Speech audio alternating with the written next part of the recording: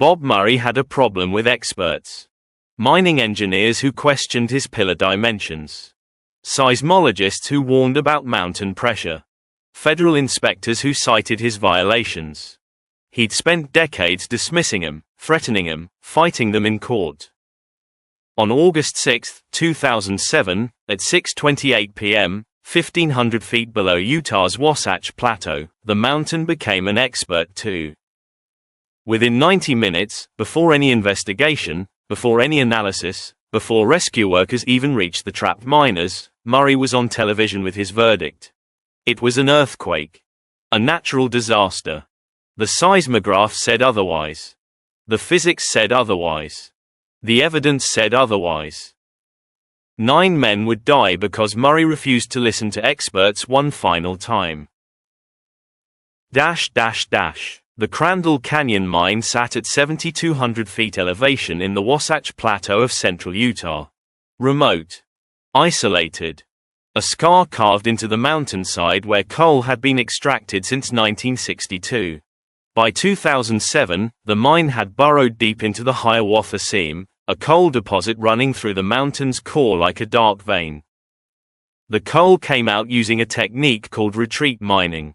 Imagine digging a grid of tunnels underground, leaving massive pillars of coal to hold up the mountain. Then, when you've gone as far as you dare, you work backward, systematically removing those pillars, letting the mountain collapse behind you in a controlled sequence. You're mining the very supports keeping millions of tons of rock from falling.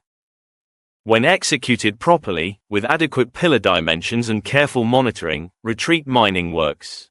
When executed improperly, with undersized pillars and ignored warnings, the mountain decides when retreat mining stops. Robert Murray understood this. He'd been in the coal business for decades. He'd risen from mine electrician to CEO of Murray Energy Corporation, one of America's largest privately held coal companies. He knew the risks. He knew the mathematics. He knew what happened when you pushed too hard. He pushed anyway. The Federal Mine Safety and Health Administration had cited Crandall Canyon repeatedly. Roof control violations. Ventilation problems. Inadequate support structures. Between January and August 2007 alone, MSHA inspectors documented dozens of violations at the mine. Murray fought each one. Appealed. Delayed. Contested. But the mountain doesn't care about appeals. The first warning came in March 2007. A seismic event measuring magnitude 2.6 shook the mine. Not an earthquake. A mountain bump. The kind that happens when underground pressure exceeds the strength of coal pillars designed to contain it. Geologists examined the data. The signature was clear. Mine-induced seismicity. The mountain responding to human engineering. Murray's response? Keep mining. The second warning came in June. Another bump. Magnitude 2.8. Stronger. More violent. Workers felt it throughout the mine.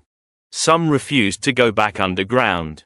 Mining engineer Joseph Zelenko, who would later testify before Congress, raised concerns about the retreat mining plan.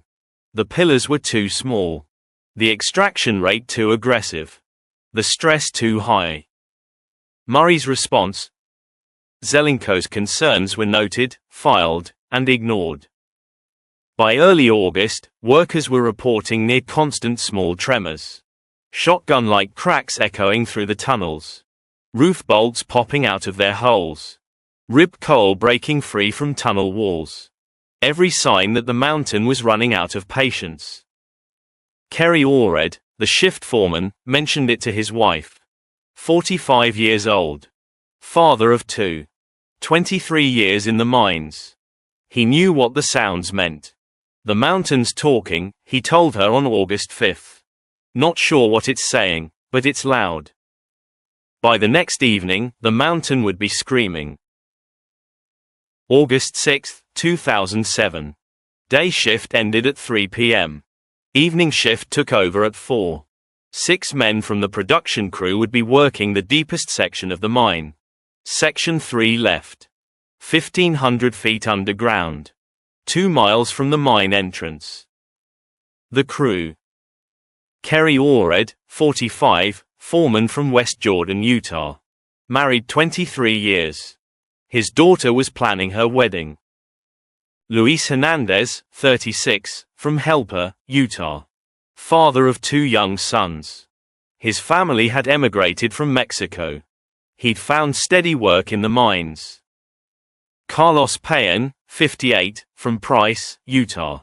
The oldest member of the crew. Close to retirement. Grandfather of 5. Brandon Phillips, 24, from St. John's, Arizona. Newly married.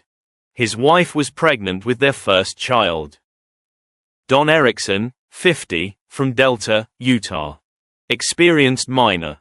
Coached youth baseball in his spare time. Manuel Sanchez, 41, from Helper, Utah. Quiet man. Hard worker. Sent money home to family in Mexico every month. 6 men. 6 families.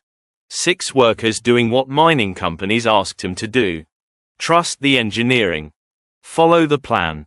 Ignore the warnings from the mountain itself. At approximately 6:26 p.m., the crew was operating a continuous mining machine in Section 3 left, extracting coal from pillars marked for removal.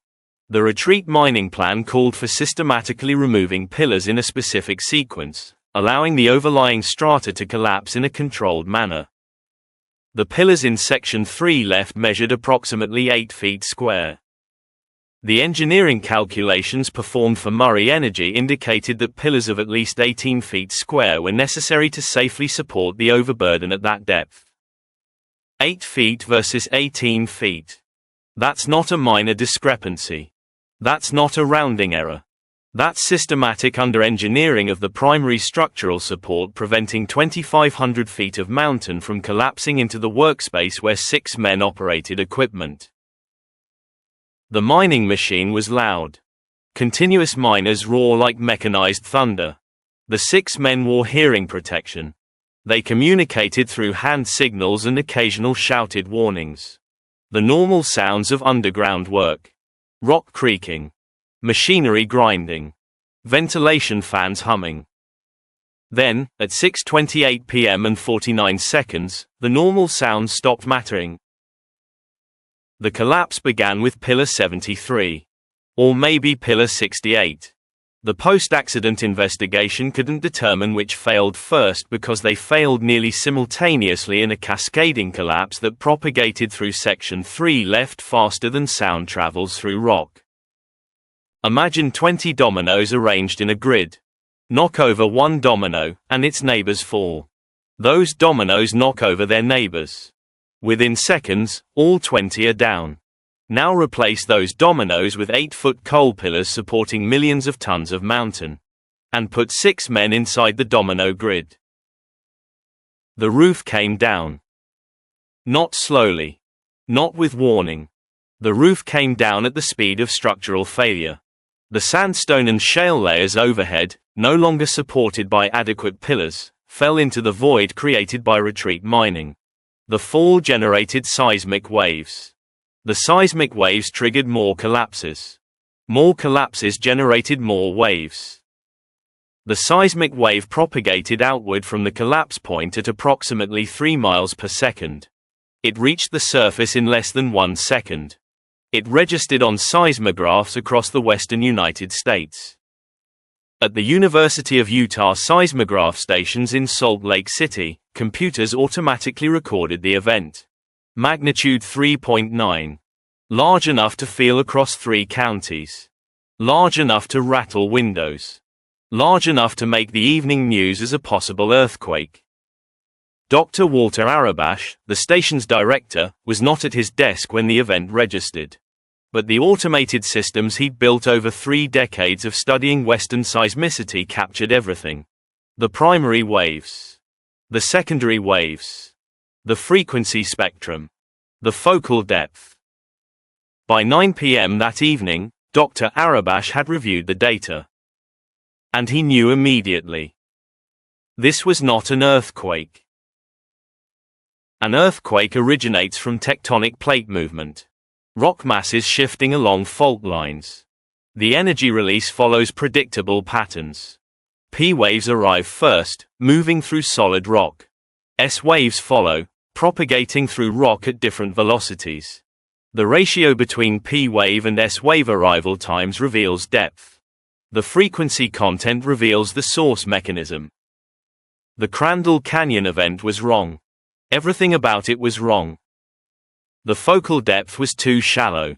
Natural earthquakes in that region originate from deeper crustal faults.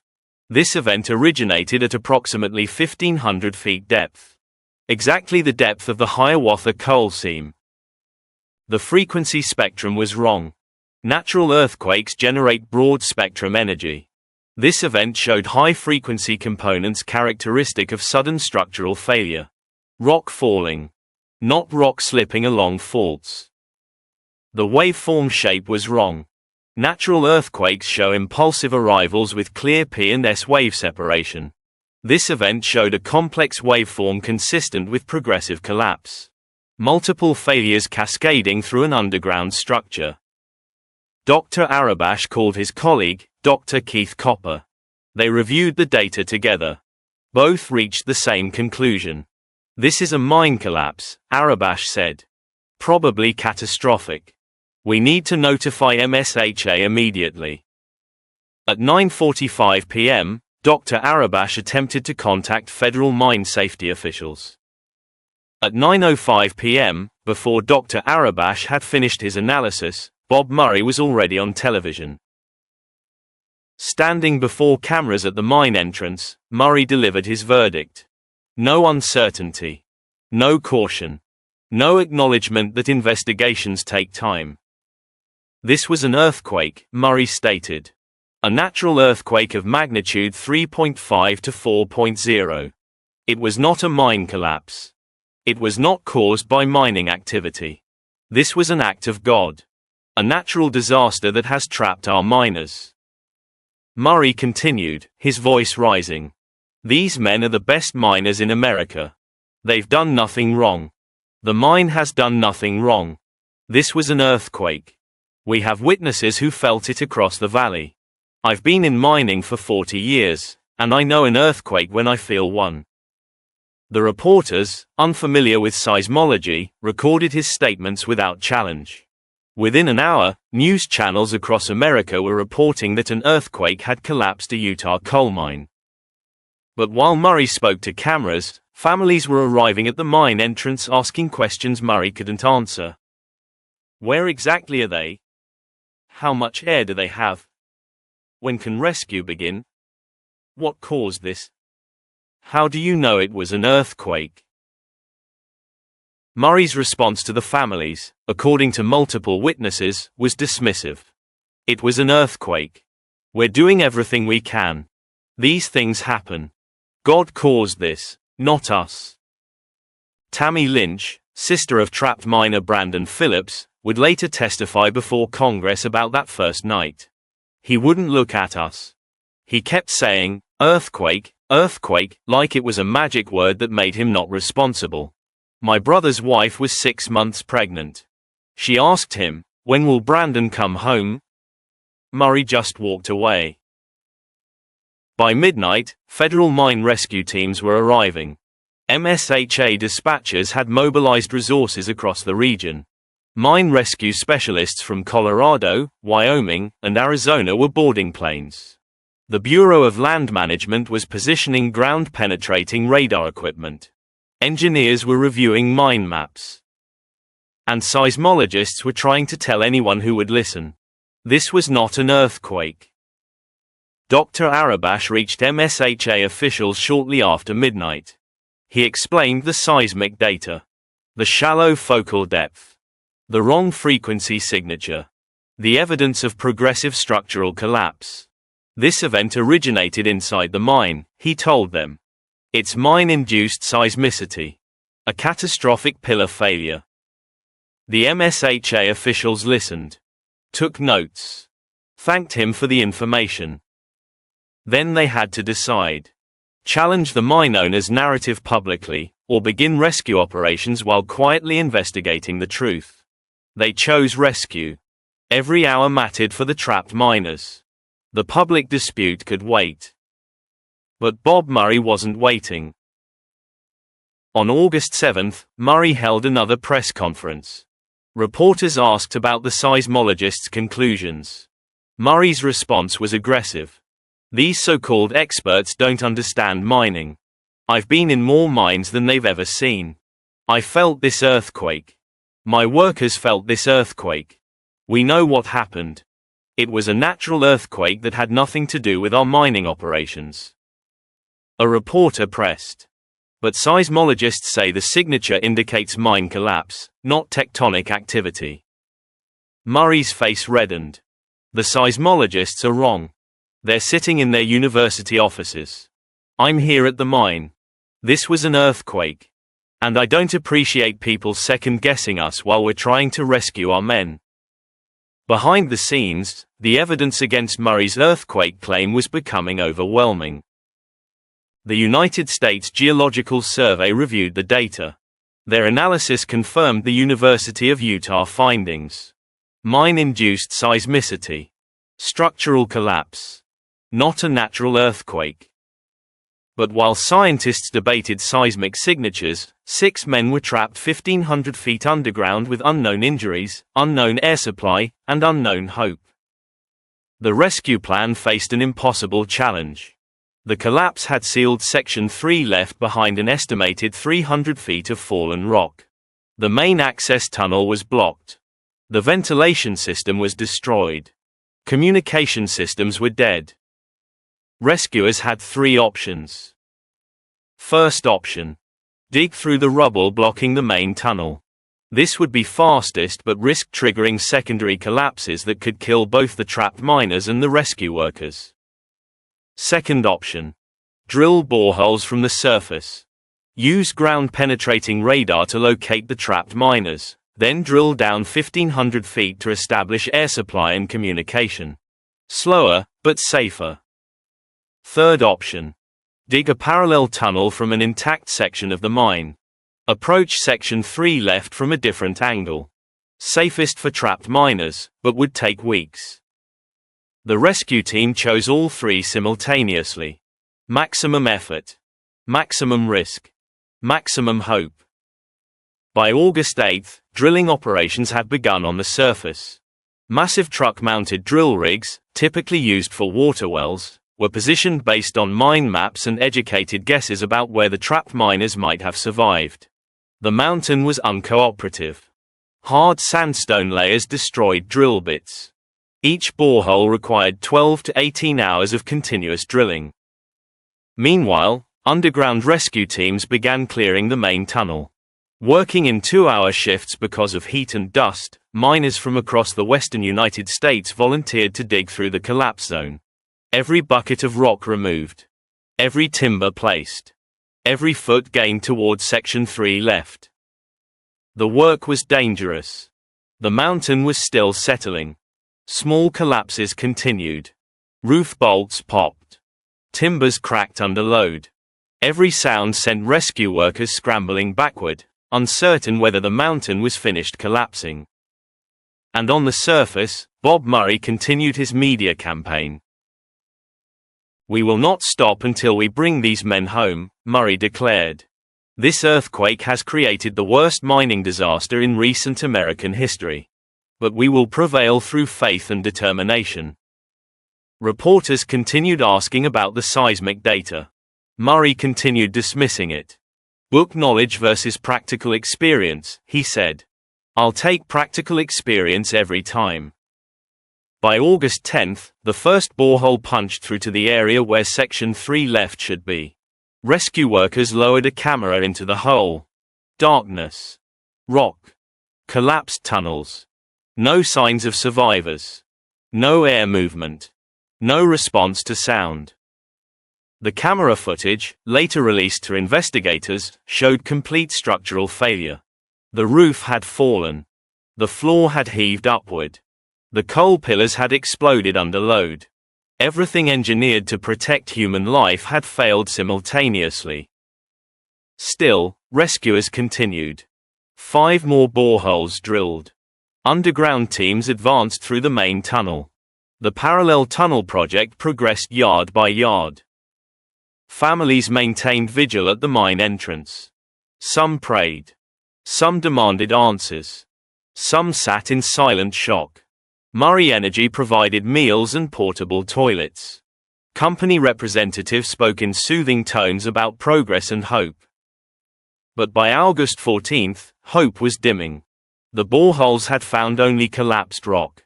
The underground rescue teams had advanced less than 300 feet in 7 days. The parallel tunnel was weeks from reaching Section 3 left. And the mountain wasn't finished. On August 16, at 8:53 p.m., 600 feet from the mine entrance, rescue workers felt it. The mountain moved again. Later analysis would determine that a section of abandoned workings, destabilized by the original collapse, had finally failed. The result was another massive rockfall. Magnitude 1.6 seismic event. Smaller than the original collapse, but catastrophic for anyone caught beneath it. 3 men died instantly. Gary Jensen, 37, from Star Valley, Wyoming. Mine safety inspector. He'd volunteered for the rescue effort. Father of 3. Brandon Kimber, 27, from East Carbon, Utah. Experienced miner. His son was 4 years old. Dale Black, 30, from Orangeville, Utah. Newly married. His wife was 2 months pregnant. 6 more miners were injured. 1 critically. The rescue team, working in tight quarters with inadequate roof support, had no warning. No time to retreat. The roof came down on men trying to save men. The secondary collapse changed everything. Federal officials halted the underground rescue effort immediately. Too dangerous. Too unstable. The mountain had killed 3 more men and delivered its verdict. No more workers underground. Drilling operations continued from the surface. But by August 20, reality was unavoidable. The boreholes had explored the entire Section 3 left area. Nothing but collapsed rock. No voids. No air pockets. No signs of life. The 6 trapped miners. Kerry Allred, Luis Hernandez, Carlos Payan, Brandon Phillips, Don Erickson, Manuel Sanchez. They had almost certainly died in the initial collapse on August 6. The 3.9 magnitude event that Bob Murray called an earthquake had killed them instantly when millions of tons of mountain fell into the space where they worked. On August 31, federal officials announced the suspension of rescue operations. The decision came after consultation with mining engineers, seismologists, and MSHA. Further attempts to reach Section 3 left posed too great a risk to additional lives. The mine would be sealed. The bodies would remain. The mountain would keep them. Families reacted with anguish and fury. You're giving up. You're leaving him down there. What about closure? What about dignity? MSHA Assistant Secretary Richard Stickler faced the families. His voice shook. I am so deeply sorry. We cannot risk more lives. The mountain is too unstable. We've lost 3 rescuers already. I cannot authorize sending more people into a mine that's still collapsing. Bob Murray, standing beside Stickler, had a different reaction. This earthquake has taken 9 lives.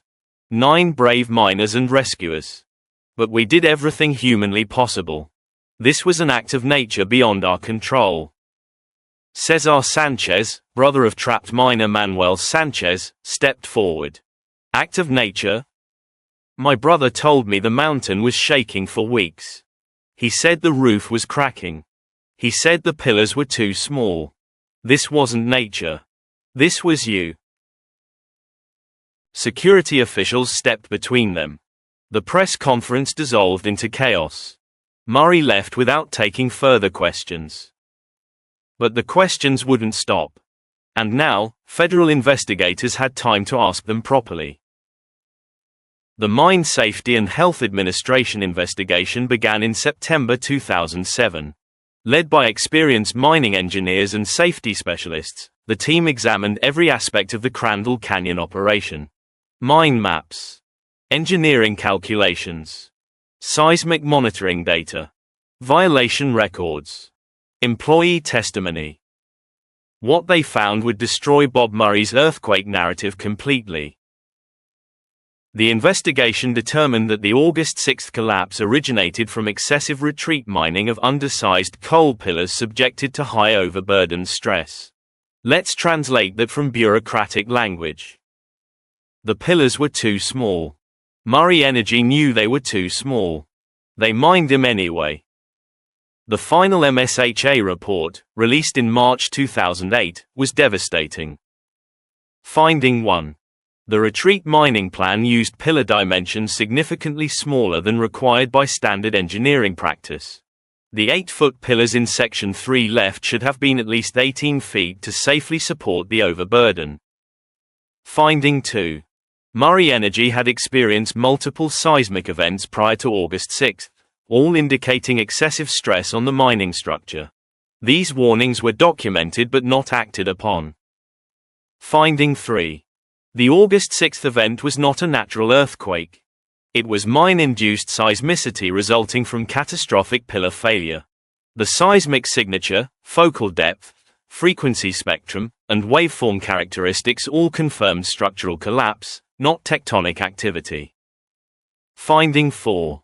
The mining plan submitted to MSHA contained misrepresentations about pillar dimensions and extraction rates. The plan showed larger pillars than were actually mined.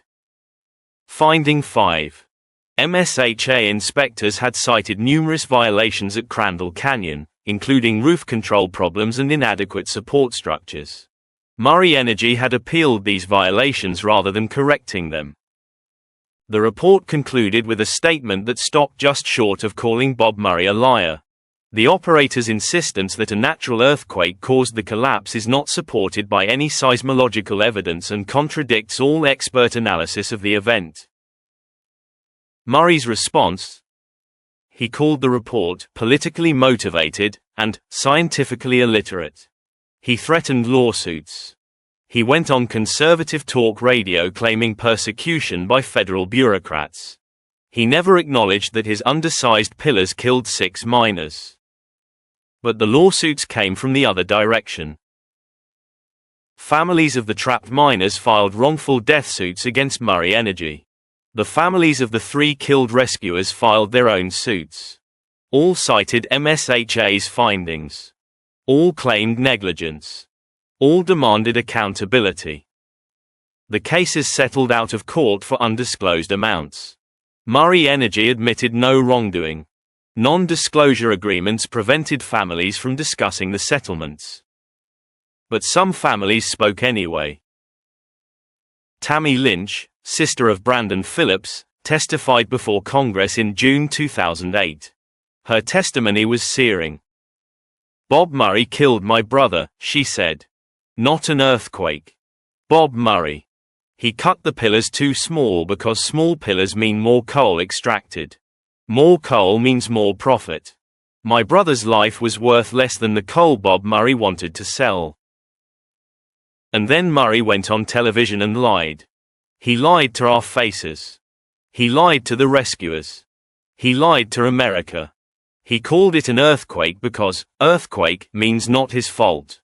Earthquake means insurance pays. Earthquake means he walks away. The seismologists knew it was a lie within hours. The investigators proved it was a lie within months. But Murray kept lying because that's what he does. He lies, and miners die, and he counts his money. My nephew will grow up without a father.